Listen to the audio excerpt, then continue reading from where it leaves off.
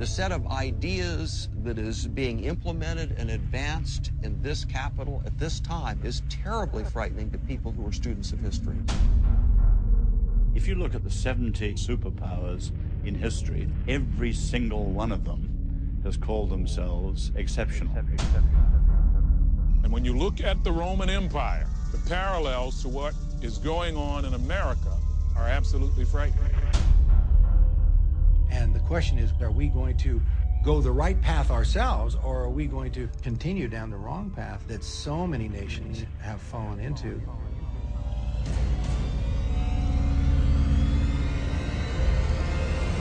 Everybody's telling me the world's going to hell. Economically, our nation is $15 trillion in debt. Morally, the family is falling apart. Divorce, teenage pregnancy, teenage suicide, drugs, alcohol. You go down to a local high school, and what was once morally unthinkable, that was shameful, is now not only normal, it's celebrated. Spiritually, we used to be proud of our motto as a country, "In God we trust." Now teachers are afraid they're breaking the law if they say that in school. When I look around and I examine the fruit that's hanging on the tree of this country, it's rotting. And when I dig down and examine the root, I find out it's actually worse than I even thought it was. There is something seriously sick in the soul of our country.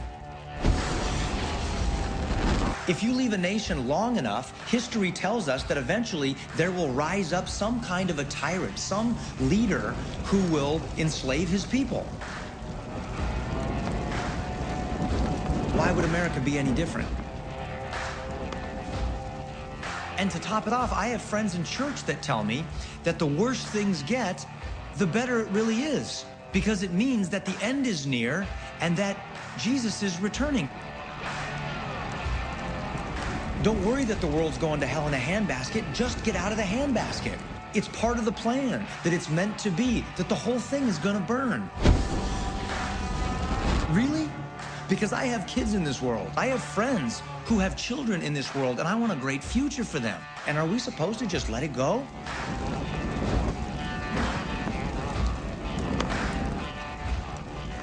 But if we just take our hands off the wheel and let it fall off a cliff, aren't we creating a self-fulfilling prophecy?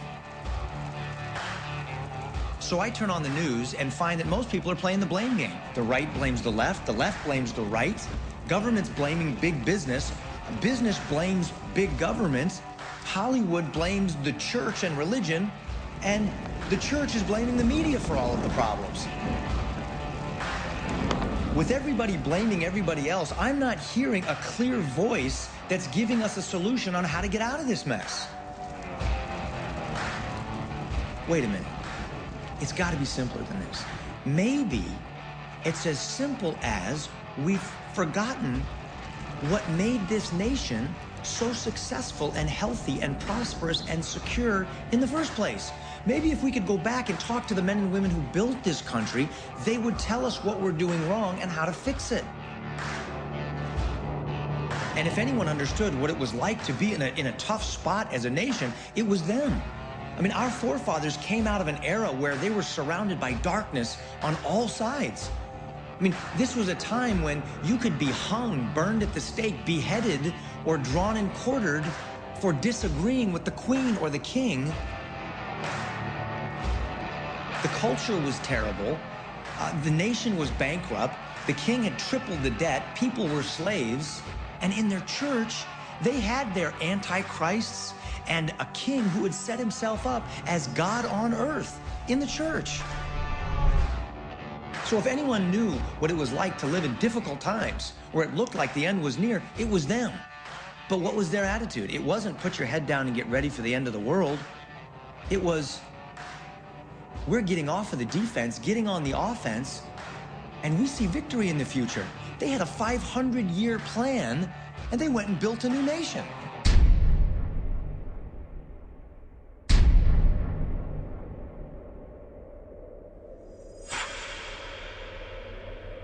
Who were these pilgrims? I wanted to learn from them. I wanted to listen to them. And I wanted to find out what made them so unique. So I bought a ticket to England. I went to retrace the escape route of the Pilgrims, our forefathers, to understand who they are, why they did what they did, and how we all got to where we are today. And what I discovered blew my mind and changed everything. My journey began in a sleepy little town called Babworth, England. And I met with this amazing woman who was a local historian and a pilgrim expert named Sue Allen.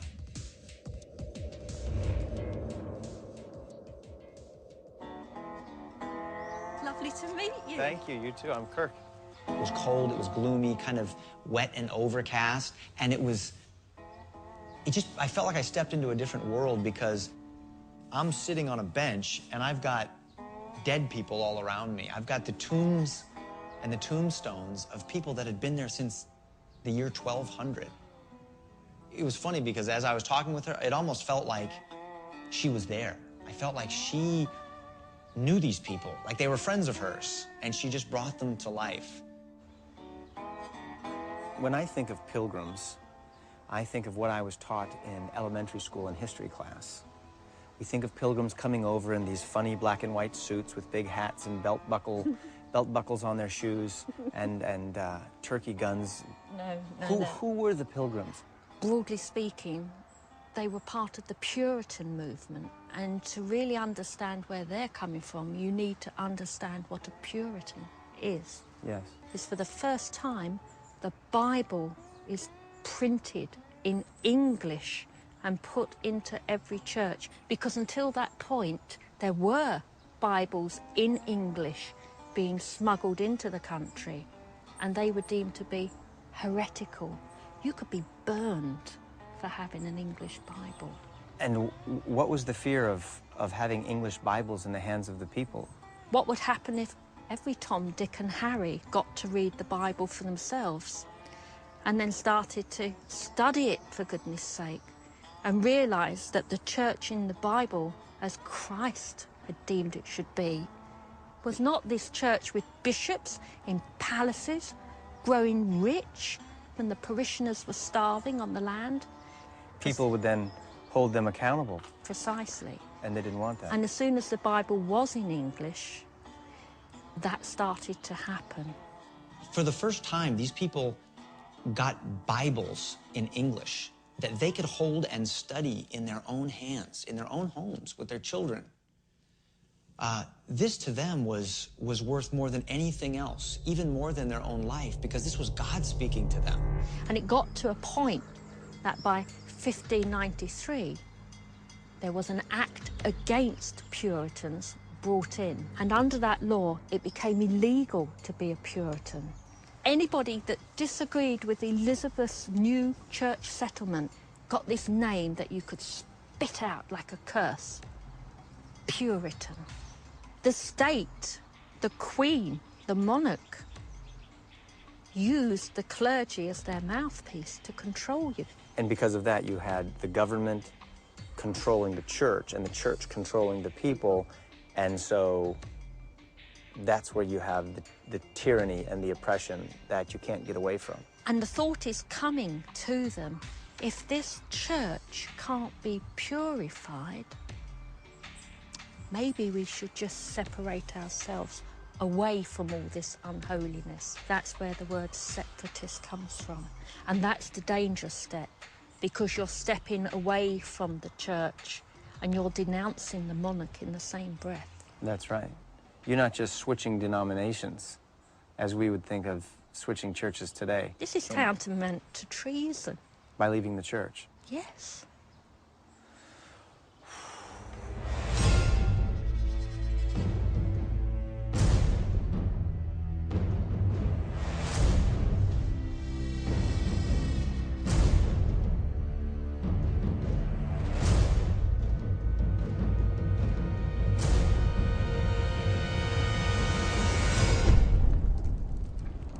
Fighting for their survival from that point, because they are going against the king. It's no matter just they're going against the church and the king is the head of it. It's treason. So there was my first clue. The separatists were coming out from under the reign of Queen Elizabeth and into the rule of King James. And this guy was a tyrant king on steroids. He's the one who actually invented the phrase, the divine right of kings. He bankrupted his nation, he tripled the debt, and he considered himself to be a devout Christian while he was obsessed with hunting down and destroying the most devout people in his land.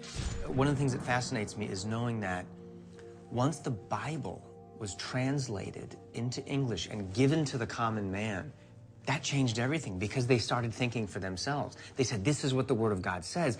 Therefore, church ought to be like what God says it should be, not what the king says. And the king himself is a man who is under authority of the King of Kings. And he too must abide by the law of God.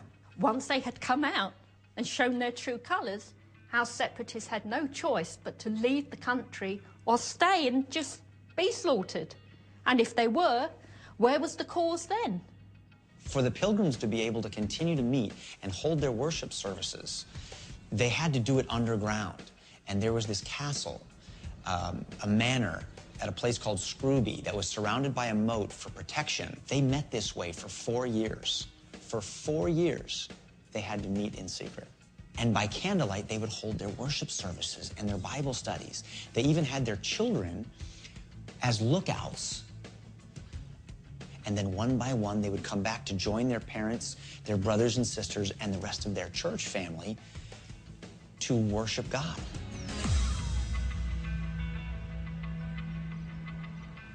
Every time they opened up a Bible, they had to have been looking over their shoulders, knowing that at any moment the door could burst open and the army comes in and hauls you off to prison, leaving your children and your wife destitute without anything. They knew that it brought them to a place where they had to make a choice. They said, either we're all in and we're going to get caught eventually here, or we're going to make an escape, a strategic retreat out of England where we can continue to grow and develop as a community of faith, and one day come back to England to set our friends, family, the church, and the entire nation free from this tyrant.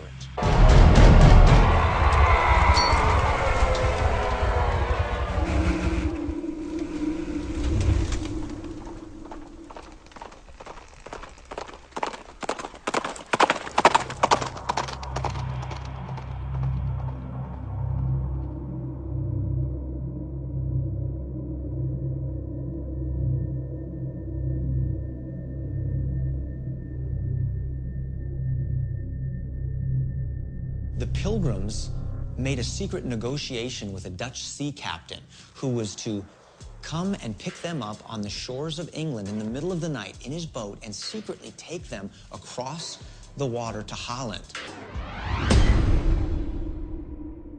Our separatists have been walking from Scrooby 60 miles overland. It's September, it's cold, they're camping out, no tents, no sleeping bags. They're not even lighting a fire because the searchers might already be looking for them. Windy, cold, probably wet, when they suddenly see out this very flat landscape, a ship looming out.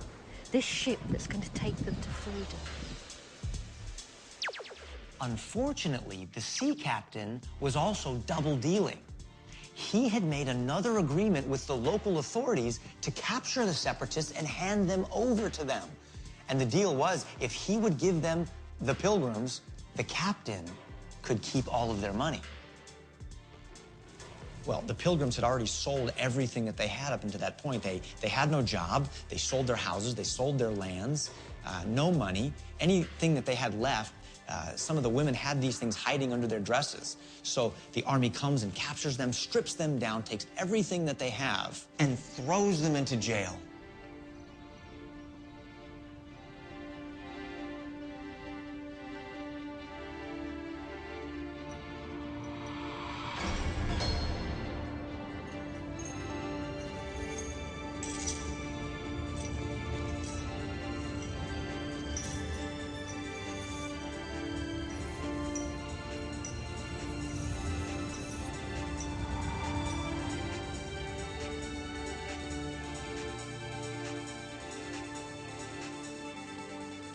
Yeah, this was a huge failure. They had this great plan. Now we're going to get on a boat and go to a new land, but we get caught. Our Bibles are taken away from us. We're thrown into prison, puts our wives and kids in jeopardy, but they don't stop. They don't see that as a closed door. They see that as just one of the, they see those as battle wounds and scars and lessons that God is teaching them to prepare them for the next mission. What is the rocket fuel that pushes them to say failure is not final? They're not going, man, this stinks. They're saying, what's next? And they plan their next escape. Not out of fear, but with excitement and passion and enthusiasm, because they know that God has commissioned them and sent them on an assignment. They planned their next escape, and this time it was potentially even more dangerous. The first time they went together on this boat, but the men knew that they were now being watched. So the husbands separated themselves from their wives and children. They hired another sea captain to meet them in the river, to take them to Holland, but they sent their wives and children on ahead by putting them on a little raft and floating them down a stream in hopes of meeting them as they came out of the woods in the middle of the night to link back up at the boat, knowing that they may never see them again in this lifetime. I mean, that blows my mind to think of saying to my wife, Chelsea, you're gonna be fine. God's gonna work this together for our good. James, Jack, Luke, guys, if I don't see you again in this life, you remember everything I taught you. You take care of your mom. You take care of your sisters. These guys were all in. The problem was the women got here a day early and consequently were very seasick. So they came into the shore where it was, you know, less movement. And the problem was they got caught right there on a mud bank. Horrors of horrors.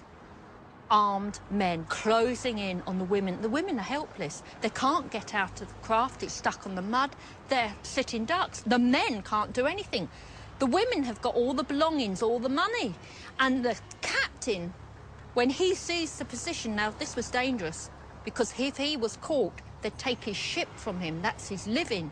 So he cries an oath, Sacramente, and he goes.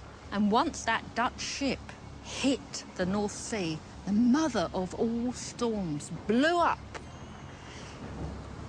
And the men were just carried off towards Norway. 2 weeks that storm blew. 2 weeks.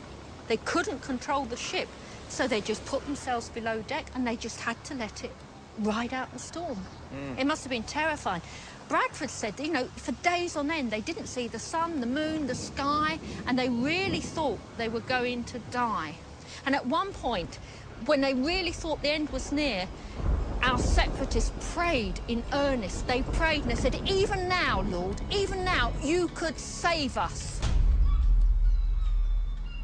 And the storm abated. They got control of the ship and turned about and made their way to Holland, to Amsterdam, because in that same storm, there were hundreds and hundreds of vessels lost. This one survived to tell the tale. How miraculous is that? Amazing.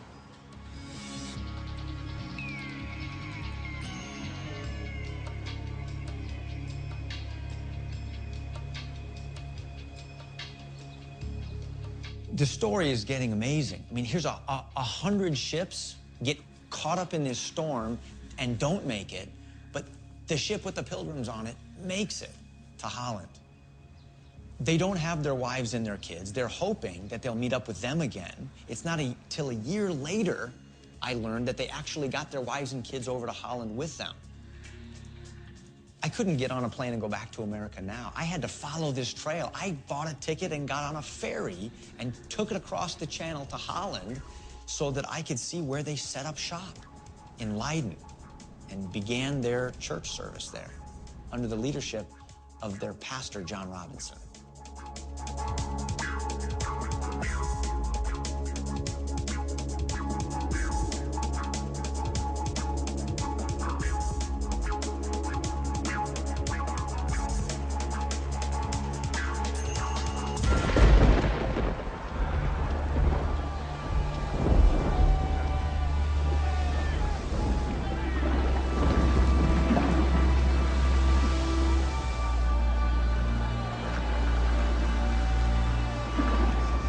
The storm abated.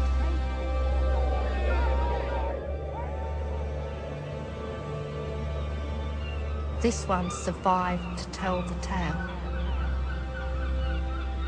How miraculous is that? Yeah, this is not the story that I heard growing up in school. Quiet little religious fuddy-duddies scurry out of England with their tail between their legs and come to America not knowing how to plant corn or fend for themselves. No, they actually planned to go somewhere where they could find spiritual freedom so that they could return to England and set their people free with what they were learning. And Holland was the place for that. There was a town called Leiden where they regrouped for 12 years as a congregation. In Leiden, I met with one of my good friends and the president of the World History Institute, Dr. Marshall Foster. What was life like for them once they got here? It was tough. They couldn't get jobs because they weren't parts of the guilds. They had to put their children to work many times just to eat and to survive. Then they had to get their wives and children over because the king had kept them behind. And by the time they settled into Leiden in 1609, they were barely surviving. But you know what? They were free. And it was the only place they could have gone in all the world that was not under a tyrant who would kill them. If they went to France, tens of thousands were dying. If they would have gone over to Germany, millions were dying in the streets. If they went up to Scotland, 40,000 or more were dying. Even ministers, by the thousands, were being persecuted and butchered.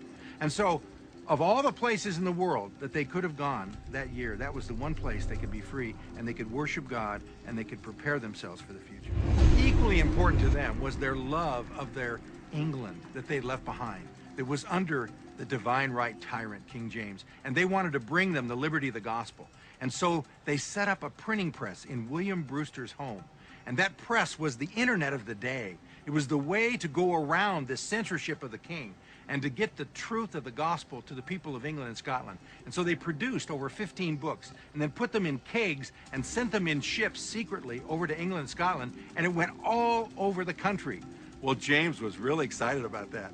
In fact, he spent the next year and a half tracking this down, and finally he found out that it was the Pilgrim Press in Leiden that had published these books. The troops came in, broke down the printing press, and took the seal of the King of England and sealed the home so no one could live there.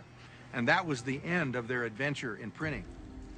And Bradford tells us, he said, they came to propagate the gospel of Christ, or the kingdom of Christ, to the remotest parts of the world. Yea, they could be but stepping stones for the promotion of so great a work. Now here's a vision. Here's a group of people who are losers. They escape. They now are having to leave. They've got no support. They've got no money. They have all kinds of problems, and yet they're willing to escape to a wilderness, and yet they've got this vision, a generational vision, that they can lay their lives down in this wilderness and literally put their faces down in the mud and have their children walk on their back to a better day. That's a generational perspective. In fact, it was so true of them that at the end of Bradford's life, he says that this one small light that we have kindled here in Plymouth has shined to our entire nation. So it happened. 400 years later, the liberty that the world now enjoys is because these people had the faith to lay their lives down in the wilderness 400 years ago.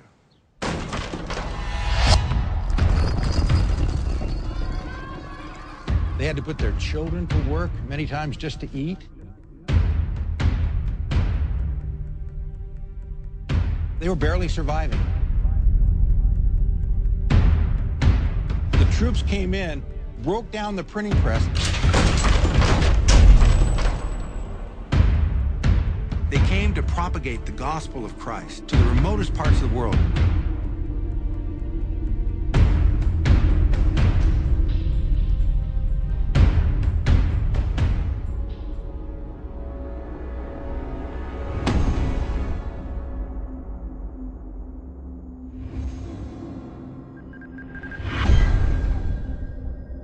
So they don't go from Holland to America. They go from Holland back to England, back into the lion's den. And that's where they hire 2 ships, the Mayflower, but also the Speedwell. And that's the 2 ships that were going to take these 150 passengers across the ocean to the New World.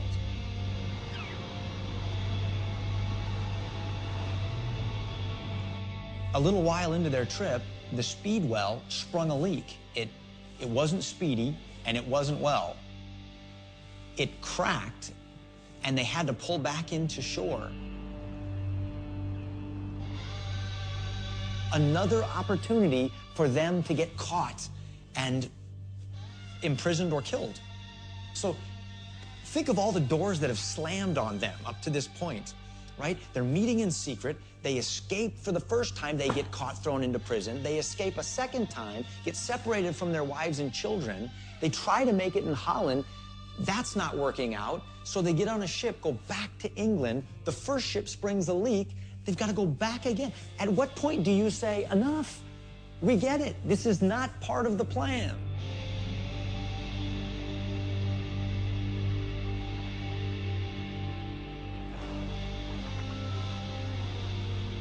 And then there wasn't enough room for all of the passengers on the remaining Mayflower. They hold a meeting, and they realize that this family of pilgrims that had been together for 12 years under the loving leadership of their pastor, John Robinson, and they decide that half of them will continue the trip and half of them will stay. Can you imagine what it would have felt like for this pastor who had poured his life into these people and taught them everything he knew? He told them the stories of all of the heroes of freedom and liberty that had come before them, starting with Moses, leading the children of Israel out of the wilderness into the promised land and starting a brand new nation under God's laws, electing leaders for themselves, men of character, and submitting themselves to the laws and principles that were right and true in the eyes of God.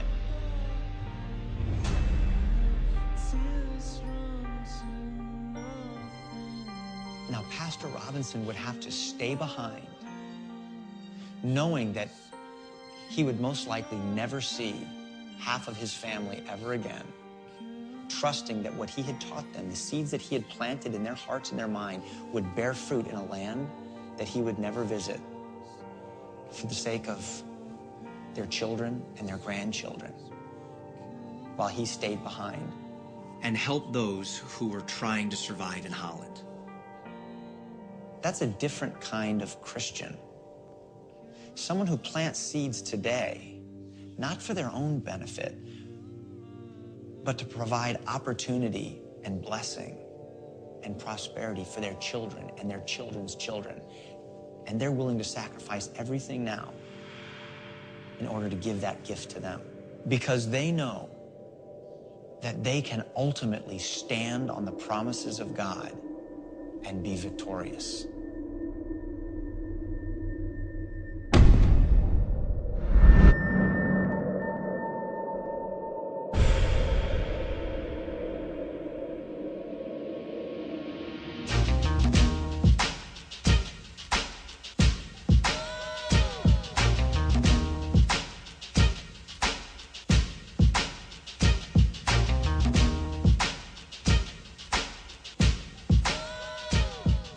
So they come together, they pour everything into this, just like they did when they left England. They sold everything they had, and they had to even go in debt to get this ship, just to hire it. It's called the Mayflower. It's a former wine ship. It had never crossed the Atlantic. Very few ships had ever crossed the Atlantic. In fact, it was just to go around the ports of England delivering wine. This time they've got 102 passengers. They've got about 30 crew members. And they take off late. I mean, nobody travels in September, October, November on the North Atlantic in the 16th century. You're crazy. But they did. And as they took off in the fall of 1620, not knowing that their 3-week journey was going to be a 8-week journey that was going to take 66 days. So what was it like on the boat?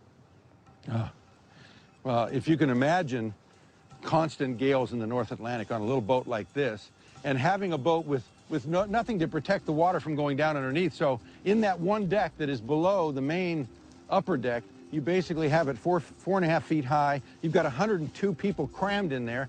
They're going back and forth at a 45-degree angle. They're all huddled together. Water is pouring down on their head, so they're constantly wet. They're barfing. Their children are barfing. They've got constant sickness and disease. They've got everybody going to the bathroom and trying to hide the smell. I mean, it must have been horrendous. They had no idea where they were. The ship was almost out of control. They find themselves with a ship that is now breaking. The main beam that holds the whole ship together, which goes horizontal, has now cracked and is coming down, and the water's pouring in. At that point, the captain comes down and said, well, prepare to meet your God. This is it. And the Pilgrims had brought, providentially, a giant screw, which was one of those screws probably that holds the bottom of a house together when you're lifting it up. And so they pushed it just right into place at the right place, put a log underneath it, twisted it in, and saved the main beam, which of course saved the ship, which saved them from disaster. What kind of person you have to be, what kind of father you have to be to look your wife and your kids in the eyes and say, we're going to get on this kind of a boat. I know it's never crossed the Atlantic. I know this doesn't look possible, but we're going to go because it's worth it. I mean, what kind of character do you have to do something like that with your family? I mean, you're either crazy or you've got courage and you've got faith. These are the real people that founded America. And they were real. Were they perfect? No. Did they cry out and scream? I'm sure, in fear. Did they? Were they afraid? Yes, they were. But they carried on and persevered. In fact, William Bradford, their governor, said, if we are to lose our lives in this endeavor, at least we know that our cause is just and our cause is honorable. So their perspective was, do the right thing over the long haul, and in the long run, God will bless it.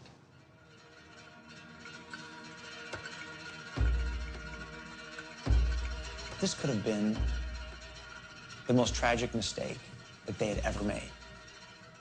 But they didn't believe that. They continued to believe that God was with them, that the wind of providence was behind their back, and that nothing happens by accident. But because of this desperate situation, with no civil order to speak of, to walk into, they had to create a system by which they could all get along so that they didn't kill each other. Because remember, you had not only the Pilgrims on the ship, you had other crew members, you had businessmen, and everyone had competing ideas and agendas. And so they had to draft up something of an agreement that says, guys, we need to help each other. We need to clearly set out who we are and why we are here and agree on some rules that we're going to live by. And they made that covenant with God and with one another in a document that is now known as the Mayflower Compact. And they did this while they were still on the boat. So I met with Dr. Paul Jaley, the president of the Plymouth Rock Foundation, to help me understand the real significance of the Mayflower Compact. They come into agreement, saint and stranger, those from the Church of England, those from the Separatists, they join together in a civil body politic, which is, of course, larger than any one church. It's going to have to serve everyone. This was an act of self-government. This was not an act from somebody else telling you who your government was. In fact, they had this phrase, this would be as sure as any patent. In fact, maybe even more sure. In other words, because we did it from our own hearts. Right. You think about it this way. If you have a say in the laws, are you going to be more apt to be submissive to it? Sure, of course. Sure. And you can voluntarily consent. So that's why I would think Bradford probably meant, look, it's going to be even more sure than a patent when we do it ourselves. Right. Because it's coming out of the convictions of our own heart, Exactly. and everyone gets a say in this. It's not just the king and the top down. Exactly. I mean, think about it. Everything that America would become famous for and would make it unique among any other nation in the world was planted into the hearts and minds of those pilgrims by their pastor, John Robinson. Here you had the seeds of the richest, freest, most prosperous nation floating in the belly of this boat, crossing the Atlantic, ready to be planted in this virgin soil for the birth of the United States of America. Unbelievable. This is the memorial stone erected by Massachusetts honoring the fact that the Pilgrims signed that Mayflower Compact on board the ship. On the reverse is the actual text of the compact. Come over and see it. What just stands out in this whole thing to me is right in the beginning where it says, having undertaken for the glory of God and advancement of the Christian faith. This is why we came. That's right. For the glory of God and the advancement of the Christian and faith. This is a government civil charter that they're signing. They understood that throughout history, God has always used a small group of people who were totally committed and all in. And they knew that if they kept their covenant with God and with one another, God would be faithful. This was the great experiment. The stakes were high, and they had everything to lose if it didn't work.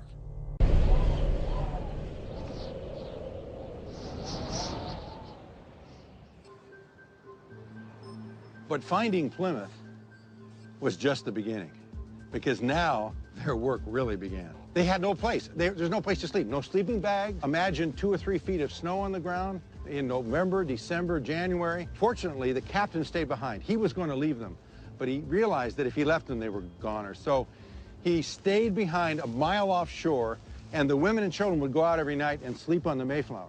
The men would stay just sleeping on the ground until they could build some form of shelter, both from the elements and also from what they thought were hostile Native Americans who could take them down any time. But as the winter went on, it got harder and harder. They got so sick that at one time, only 6 or 7 could walk. And you've got 102 people sick, lying either inside this little fort that they're trying to build or on the Mayflower, and 6 or 7 are changing their clothes. They're dying, they're vomiting, they're changing and trying to keep them warm. In the midst of that, those 6 or 7 had to carry them up on the hill. And they would then bury them in a common grave. Why? Because they were afraid that the Native Americans would see how weak they are if they put headstones and buried them individually. They'd realize 1 by 2, 30, 40, 50 people dying.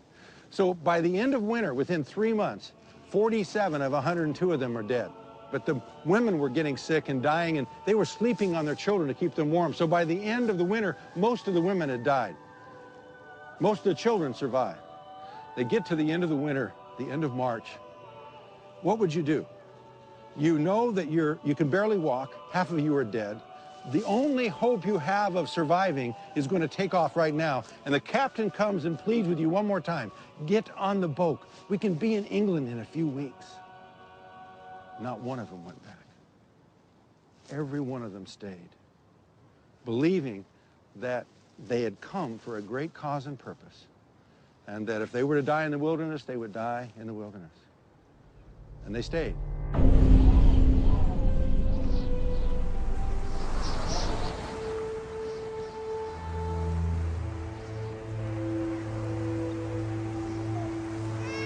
"47 of 102 of them are dead."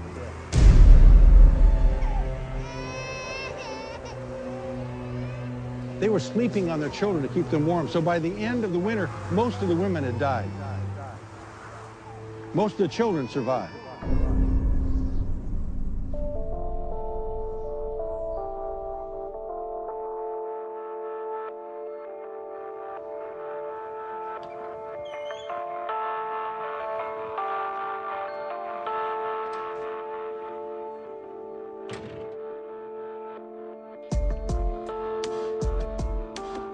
But the thing that kept flashing through my mind was what I learned in school. Didn't the white man come over from Europe and abuse the Indians? Didn't white men simply steal their land and ultimately throw them on reservations? Wasn't this a bad thing?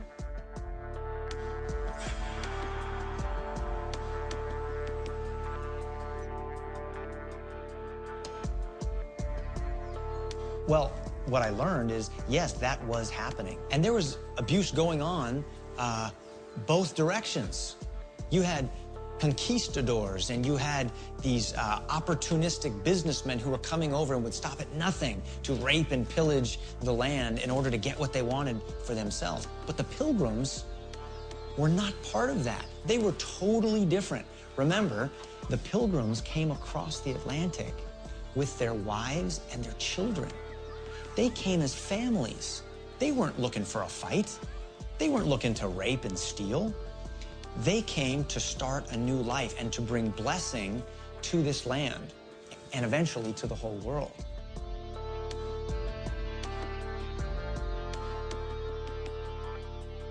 Now, the Pilgrims' relationship with the natives was not perfect. Some things went wrong. But what stands out is the character of these people.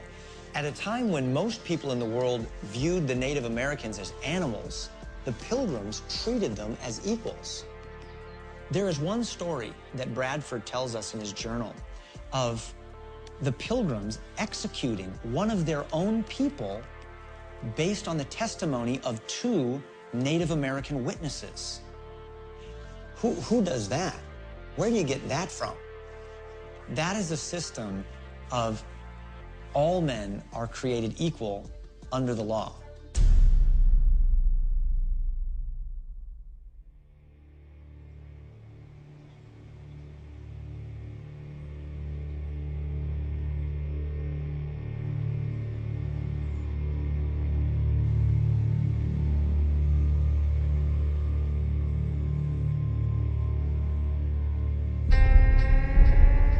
There's nothing like bones to remind you of your heritage.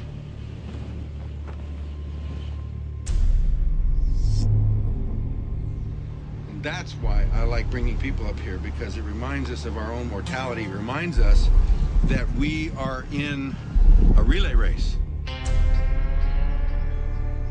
We're in a generational relay race. And they understood that.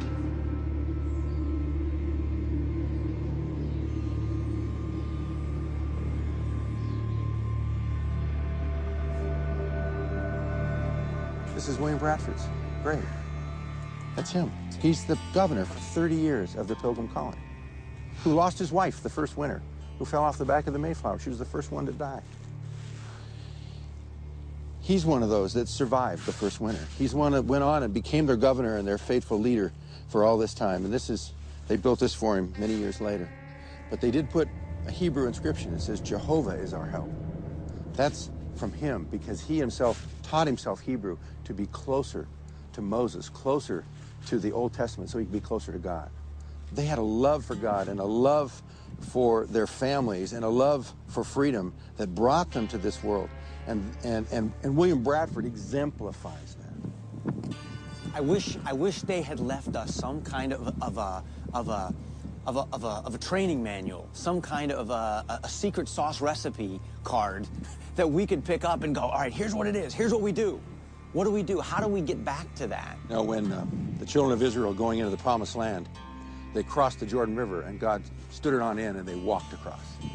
And before the waters stopped parting, God told them to take 12 stones from the bottom of the river and put it up on the top of Mount Gilgal and make a monument, so that when your children ask, what are these stones, you'll be able to tell them, this is where God parted the sea.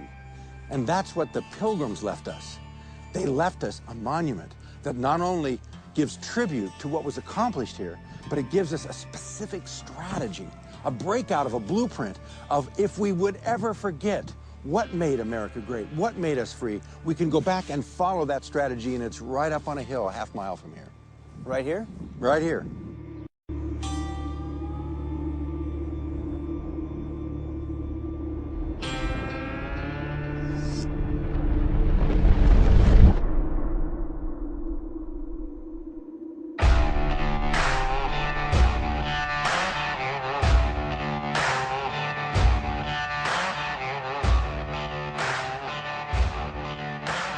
This thing is huge. It's 180 tons of solid granite. It's the largest granite monument in America, and it's hidden on a hilltop overlooking Plymouth in a residential neighborhood. I've never heard of this. Hardly anybody in America knows about it, and yet the people of America put this together over a 70-year period, paid for by the Congress, paid for by the state legislature in Massachusetts, as a strategy laid out. You call it the matrix of liberty that was given to us by the forefathers, by the Pilgrims. And those 130 years ago, when they built this, wanted to leave this behind for us, so that if we would ever forget how liberty is built, we would know what to do to regain it. This is how they did it. This is how they did it. Now, if somebody else wants to try another way, which is what's happening today in America, we're trying 1,000 ways to turn America around, but this is the way it was done. This is it. The only successful strategy of liberty that has ever been carried out in the history of mankind. Well, let's walk through it. And let's take this strategy apart. What does this mean? What are they trying to tell us here? So where do you start? Her name is Faith. It says so right there. And she is pointing her finger to heaven. Why? For God is. For God is, because her faith is in the God of the Bible, in Jesus Christ. They knew that the only faith that could bring true liberty was a faith in the one true God and his Bible. And you see a Bible there, an open Bible. It's a Geneva Bible. The pages are opened up, which meant that they read it. And as they read it, and as they had faith in God, he gave them wisdom. That's why you see the star on her forehead. She's given wisdom to know how to live in this world. And all of the rest of these statues, each one weighing almost 20 tons, is tied to faith, because without faith, it falls apart. And that's the beginning of it all. Where do we go from there? From here, you need to go to character or morality, and you'll notice... Because that's the internal liberty. That is the internal liberty, which is the beginning of all freedom. She is called morality. Notice that she has no eyes. That is on purpose, because she's looking internal character, the transformation of the heart first, and then that brings external transformation. And notice that she has the 10 Commandments in her left hand and the scroll of Revelation in the right. What would that signify? The Bible. Exactly. That if you want to have morality, there has to be a standard, and more than that, there has to be an internal transformation. This is speaking of the need to internalize and allow God to change our hearts and our minds first. Because in England, you had top-down morality imposed on people. Do this, do that. You're moralizing people, but you're saying their morality started in the heart. In the heart. It had to be changed here. They realized inside. Just because you said you were a member of a church, like the Church of England, didn't make you a Christian. And you see this over on the side. The side statues give an explanation of what the meaning of this is for us. That's why we need the evangelist. You see the evangel here writing down the Gospels. And there's a need for evangelists. Why? Because we need to have the gospel of the great liberating gospel of Christ that says he came to set us free first.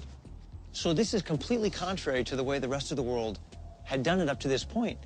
The Pilgrims are saying that morality starts internally with the gospel. The evangelist has to preach the message that transforms the heart, and then you want to do what's right, rather than being forced to do what's right from the king who tells you what good and bad is. That's it. Okay, what's next? What's next is, and you see the development of it, if you want to have a free civilization, you need to have a civil authority or civil law that will give a base for that freedom. In other words, you've got to have some degree of order in society. And that order, as you see here, is built upon law. The principles of God's law then are related into the civil law. And that's what we see here in his left hand. We also see his hand, his right hand is extended in mercy. Mercy toward those that he's dealing justice with. Why? Because this form of law has a degree of equity in it. And you see this in the side statues where... Can we go see? Yeah. Justice. She's holding the scales of justice with justice and equity, which means that, you know, when a crime is committed, it should be cared for in terms of its punishment, the same for the rich and for the poor and for everyone else. There should be equality under the law. On the other side, we notice that this form of law is different than the laws of so many nations that are built on tyrants, that are built on, if the Aztecs wanted to cut your heart out, they just cut your heart out. Here, mercy. Mercy built upon the base that he offers us mercy and grace along with law. And in this form of law, there is that tremendous mercy. So you have to start with faith. Faith in the true God, that produces the internal morality of the heart. You have a standard by which to judge what good and bad is, and then you create a moral system of law to have a basis for a free and just society that can mete out justice when crimes are committed, but also extend mercy to people and show them grace. And then that gives you the freedom. Once you have a society that's built like this, now you have a civility in society. Now you can educate your children.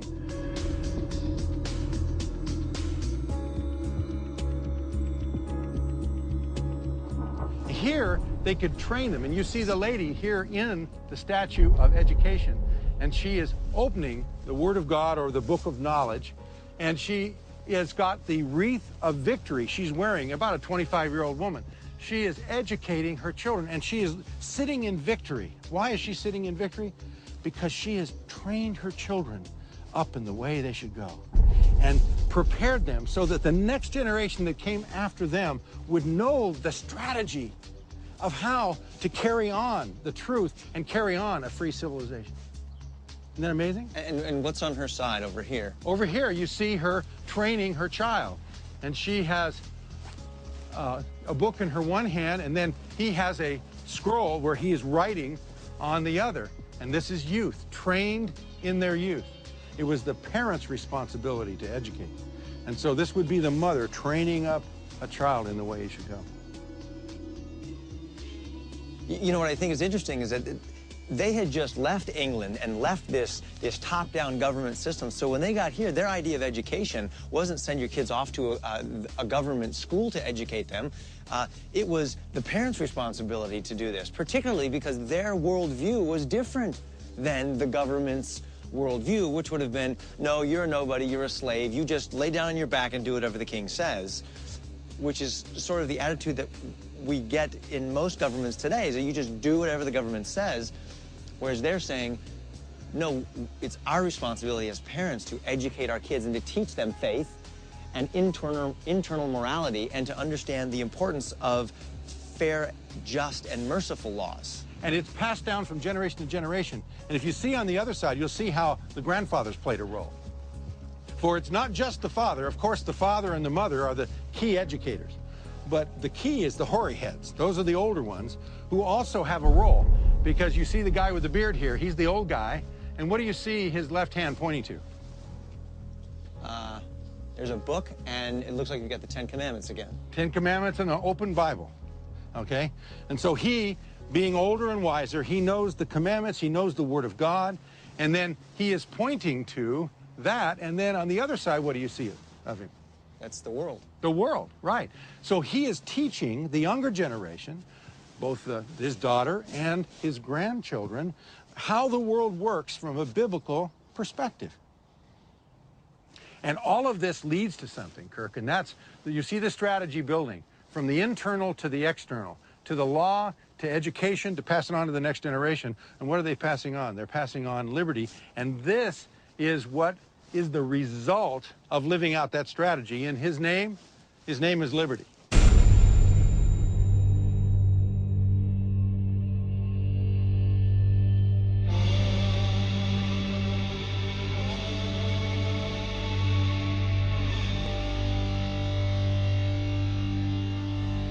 We call him Liberty Man. Look at this guy, he's a Liberty stud. hero. Now this guy is not a guy you want to mess with, right? And he's seated in liberty. Okay, explain who this guy is. Liberty Man. Liberty Man, or the liberty hero that he represents, is the fruit. He is the result of obeying the matrix of liberty that you see on this monument. And he is seated in liberty. Now, I want you to be careful to notice these details. Notice that he's holding broken chains in his left hand. Notice that he has, where the chains were, bound to his legs. notice that he is now seated in liberty. He's got that good look on his face like, listen, I'm free, but I'm looking out, defending my liberty, but I'm free. And notice the claw that is on his right shoulder. That claw relates to a skin that goes around to the left here, and you see a lion's head, an entire lion skin. That ultimately represented the lion of the English tyrant back in those days. So he has slain the lion. He's slain the lion, and that's what it says here on the left. Tyranny is defeated, and you see Liberty Man standing over tyranny with his foot on the chest of tyranny. He's holding tyranny down. And again, the Pilgrims won this victory without violence of any kind, except living out God's principles.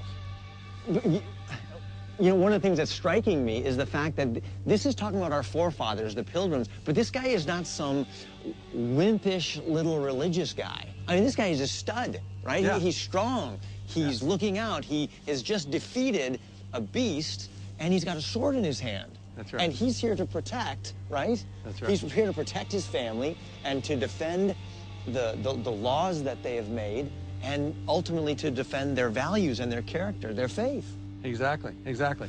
And it shows you that if you do it right, you can be strong as an individual, you can defend liberty, and if need be, you can fight. You don't want to fight, but if you have to, you're ready. But the point is, because you've done it God's way, there is a long-term blessing that goes with it. This is awesome. This is it. This is it. So, Kirk, this is that recipe. This is that strategy, that matrix that was what built America. This is it. And if we want to try something else, yeah, people can try other things. But in the history of the world, the one strategy that has brought more liberty, more prosperity, and more joy than any other is this strategy. Why would you go anywhere else?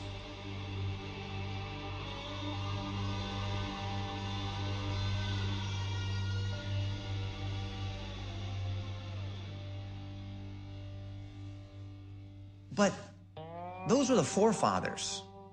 What about the founding fathers? 150 years later, the George Washingtons, the Thomas Jeffersons, Benjamin Franklin, Madison, John Adams, the people that framed the Constitution and the Declaration of Independence, the real beginnings of the United States of America. In that 150 years, did they lose that deep faith of our forefathers?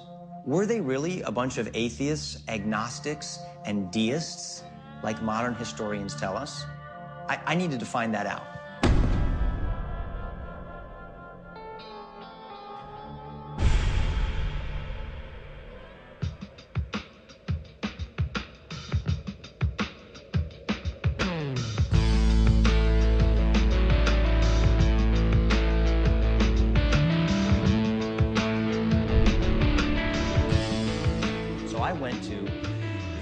Expert in the country for original source documents during the founding era. David Barton has the largest private collection of Bibles and documents and textbooks from early America. I wanted to see John Hancock's John Hancock for myself. What are these? This is a family Bible done in 1798. This Bible was funded by about a dozen signers of the Constitution and signers of the Declaration, as well as by President John Adams and Vice President Thomas Jefferson. They're the guys who put up the financial backing to do this Bible. Funded by signers of the Declaration. And Constitution, yeah. And Constitution. Yeah, Gunning Bedford, signer of the Constitution. John Dixon, signer of the Constitution. You had so many of the signers who were part of this. Alexander Hamilton helped fund this Bible. Because they wanted families together. They wanted the Word of God out to every family. Because they believed that would make for a better country. Makes for a better country, makes for a better faith. And again, this is a product of our atheist, agnostic, deist founding fathers, or at least we're told that's who they are today. When you see this stuff, you go, wait a minute, these guys, why would any atheist, agnostic, or deist promote the Word of God, fund it, and want it distributed to every family and everyone in America? Why would they fund a Bible that you can take and give out to your neighbors to evangelize them? Doesn't make sense if they're atheist, agnostic, deist. Now, on the other hand, if these guys happen to be Christians, this makes a lot of sense. This is one of the rarest books in the world. This little book right here, really delicate. It's done in 1782. This is the first Bible ever printed in English in America. They printed 10,000 of them. There's 22 left in private hands. This is one of them. So one of the rarest books in the world. What's cool is this Bible, the Bible of the Revolution, was printed by the Congress of the United States. So Congress printed the first English language Bible. They said in Congress that this Bible is, quote, a neat edition of the Holy Scriptures for the use of our schools, end quote. So the Founding Fathers in Congress printed the first Bible in English, and they did it for the use of schools? I didn't think they wanted the Bible in schools. It's what we hear. It's what we've been told. The Bible was put in schools back in 1647, first public school law. We kept it in schools till 1963 when the court said, yeah, we've done it 320 years, let's do something different. And now we're told the Founding Fathers never wanted the Bible in schools. That one piece of history right there proves exactly opposite. Real simple. So hold on. The United States Congress was commissioning and printing Bibles to be given to all the people because they knew that that's what would produce the character necessary to make America blossom and flourish and thrive. Benjamin Franklin, Thomas Jefferson understood that without Christianity, you have no basis for a free and just nation, and that's why they promoted the principles of Christianity, even if they were not themselves personal, genuine followers of Jesus Christ. These arguments that we're hearing that, oh, Christianity was not a significant part of their lives. If anything, they were deists. They're just simply, those arguments are simply based on ignorance or deliberate denying it. Yeah, anybody who knows history knows it's a deliberate attempt. Now, I believe there's a lot of people who repeat this ignorantly because they simply teach what they were taught in school. They got this in school. But there was a generation that absolutely got this wrong, no question about it, and they did it deliberately. Now, this is a book done by two professors, Kramnik and Moore. These are Cornell University professors. It's a book called The Godless Constitution. These guys, they assert Founding Fathers were all atheists, agnostics, deists, and that's why they gave us a godless document, because they themselves were godless. So they go through and lay it. Now, I find this used as a textbook in universities all over the country. You know, they go through and lay out their whole case. And, I mean, you see the letters we just pulled and documents we got everywhere around here.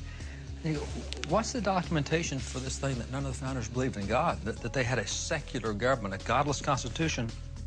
And so you look at the footnotes. Yeah, you go to the bibliography at the back, and you get back here to the end, and it talks about a note on sources. Now we're looking at footnote sources here. This is going to be cool.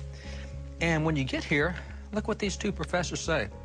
We have dispensed with the usual scholarly apparatus of footnotes. We're not documenting a single thing. Everybody trusts us. We're PhDs. We're telling you all these guys are atheist, agnostic. Do you think there's any kid going to university in America today who could write a thesis paper and not footnote it and have a professor not tear their head off? And yet we got two professors saying, oh, no, it's a godless constitution. They're all godless. Now, we don't have to footnote anything. We've dispensed with that usual stuff because everybody knows they're godless. This is pure revisionism. This is the kind of stuff where it's deliberate. You got to work really hard, and the reason they couldn't document it is you're not going to find original documents like that. You can find maybe 2 or 3 documents out of 100,000, maybe. That's the best they can come up with, and that's just, again, the exception, not the rule, and that's the way we teach history today. We say, well, founders were all slave owners because Jefferson owned slaves. Well, that's one of the 56 signers of the deck. How about the 70% of the signers of the deck that were abolitionists and formed the first abolition societies? Well, the founders were all atheists, agnostics, deists because Jefferson and Franklin. Well, how about the other 54? How about the fact that of the 56 signers of the Declaration, 29 of those guys held seminary degrees? More than half the signers were seminary. We never talk about that. And that's what these guys do. They may find a piece or two here. They don't even footnote it, but they might find a piece or two to prove their case. Every piece they find, we can find 50, 70, 100, 200, exactly the opposite. But this is what kids get in college now. Wow. I mean, these documents that I held in my hands prove to me that our founding fathers did not lose that deep faith in God. They didn't ditch the strategy of the Pilgrims. In fact, they were following it.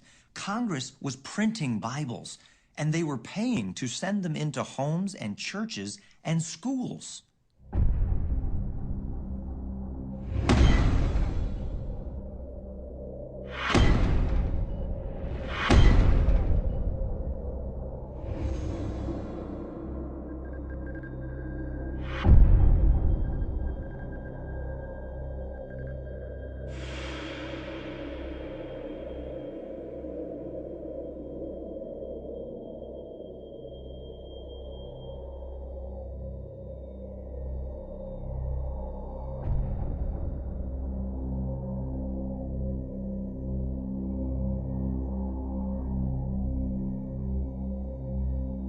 I needed to go a little bit deeper into the history of our educational system.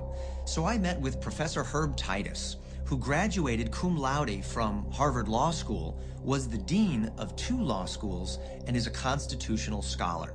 He wanted to show me some little-known facts about the university to help bring all of this into focus. Coming up here to the main gate into the Harvard Yard, Right. and you might look at this plaque here. After God had carried us safe to New England, and we had builded our houses, provided necessaries for our livelihood, reared convenient places for God's worship, and settled the civil government. Now let's look at that for a minute. We oftentimes hear about separation of church and state, as if the church has to be isolated from the affairs of the civil government. This says just the opposite. It says that if you're going to have a civil government that has justice and law, it has to be based upon a moral foundation which comes from the church. At Harvard University, it says this, on the wall. That's right. And it's behind a tree and a fire hydrant. You know, what does that say? As a matter of fact, the motto of Harvard in the beginning was Christ and the church. Christ and the church. Christ and the church. And then later it was Christ and the church and truth. Do you know what the motto is today? What is it? Truth. Without Christ and the church. Look right up here. You can see it there on this seal. See that top there? Can you read that? Yeah. Christo et ecclesiae. Yeah, Christ and the church. Now notice where it's located. At the top. At the top. Because underneath that is veritas, which is the Latin word for truth. Now notice, without the headship of Christ and the church, how can you know truth? This is on the gates of Harvard. That's right. And the problem is that 200 years after the founding of Harvard, they had a president by the name of Charles William Eliot, and he changed Harvard's motto, taking Christ and the church off and leaving only veritas. When we ignore the inscriptions over the gates of Harvard and over the entrance to the Langdale School of Law, what happens to a nation? A nation that attempts to build a foundation on something other than God's law ultimately will self-destruct, because you can't live according to the law as man invents it to be. The remnant of God's law continues in America simply because you can't live by any other rules than by God's rules. And you can't discard those rules. For example, we hold people responsible for murder, for theft, even though the dominant view of who man is evolutionary.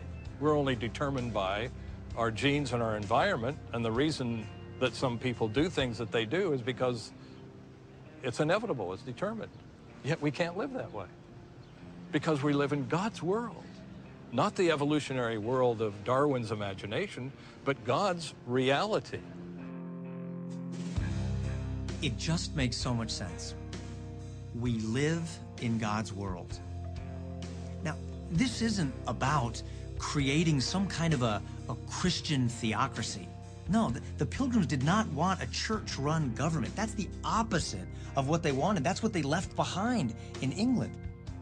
They simply believed that if they could live out these principles from the heart, if they could govern themselves and their families according to God's ways, that it would produce the sweet fruit of freedom and liberty and blessing, and others would be attracted to their success and want to join them.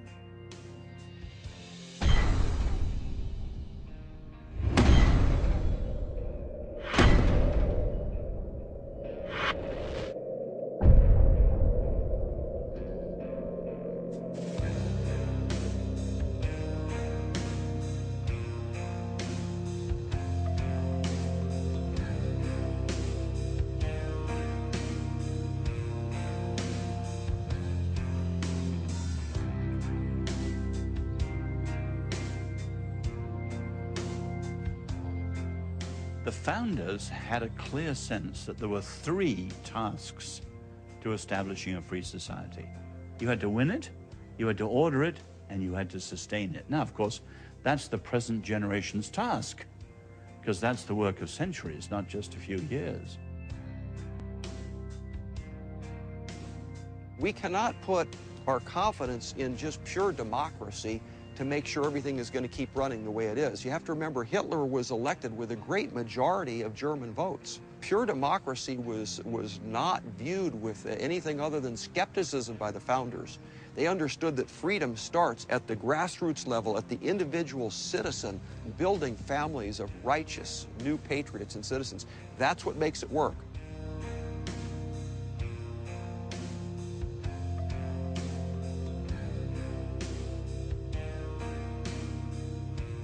This is a new nation when we think about history and world history. And this country was allowed to emerge and become what it is because of the grace of God. And those who founded this nation understood that. And that's why, you know, America hasn't been destroyed like other nations that have fallen, because there are still people here who call on the name of the Lord. There's an old Christian hymn that says, "This is my Father's world," and I'm absolutely convinced of that. And we need to be more sensitive to the movement of God in our history, because it gives us reasons for optimism. You know, a lot of times we feel very, very pessimistic, but when we see how God has already moved in the past, why would we fear for the future? People say you can't turn the clock back. Culturally, you can. Both the Reformation and the Renaissance were movements that went back, and they actually went forward by going back. And that's where America is today.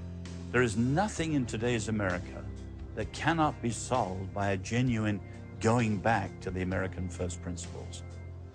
You know, here's a very important lesson we can learn throughout history. You know, if we want to go and transform America, the nations, we have to bring liberty to man. Liberty is the key component to what is necessary to bring prosperity and justice and you know, for all individuals. A nation is cultivated not in relation to the number of natural resources it possesses, but in the relation to the amount of liberty it possesses. This is why America became the most free and prosperous nation ever in history, because it was the most free nation. Liberty produces prosperity, but that's not the whole equation.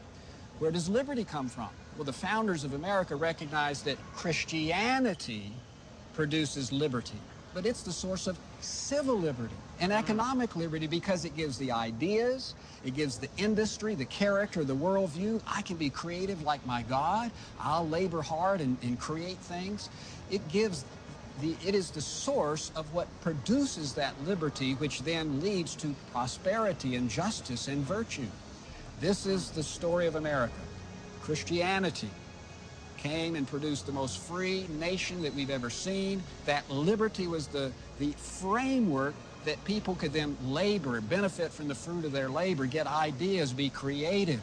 They were honest and industrious, and so they were able to, the free flow of ideas were able to come forth. This is why there's no nation like America. This is what has made America exceptional. And there's quote after quote from our founders that recognize Christianity and its truth, obeying those precepts and allowing God to infuse the power of the Spirit in our heart to live that way. That is what has been the source of American exceptionalism. That means anybody can affect change within a nation. That's good news. That's very good news. I'm looking for good news. Yeah.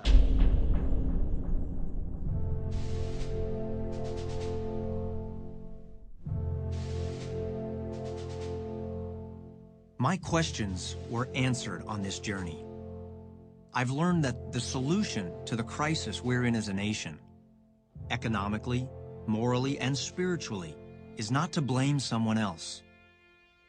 The responsibility to secure freedom for my family lies in my hands.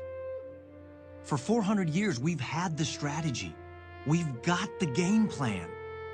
And it's produced a nation that is healthy and strong and free. And every time we've strayed from it, we've suffered the consequences. The seed that grew this nation was faith in God. That faith produces character, a character that produces great courage. Courage to self-govern. Courage to guide and educate our children in the right worldview. And the courage to elect today's Liberty men and women who will take the torch from our forefathers. The answer doesn't begin at the White House. It begins at your house. I'm no longer going to sit on the sidelines and do nothing. I'm going to get involved. And I know there are millions who feel like I do. As for me and my family, we're going this way. The way of our heroes who fought against all odds and changed the world. The time is now. Join me, and together, we will secure a monumental future for our children.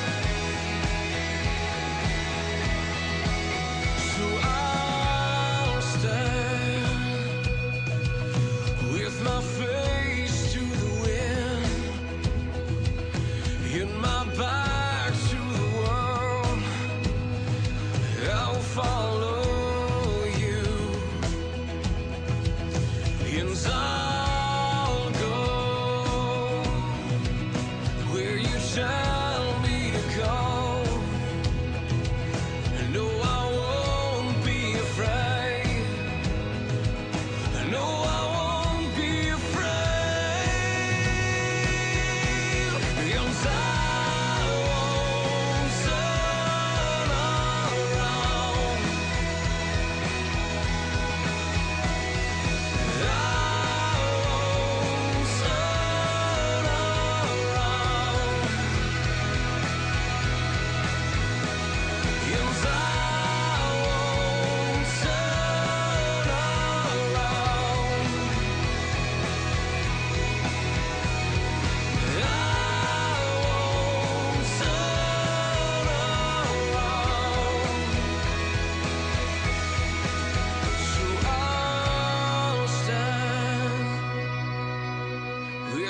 face to the wind, in my back to the world, thou found love.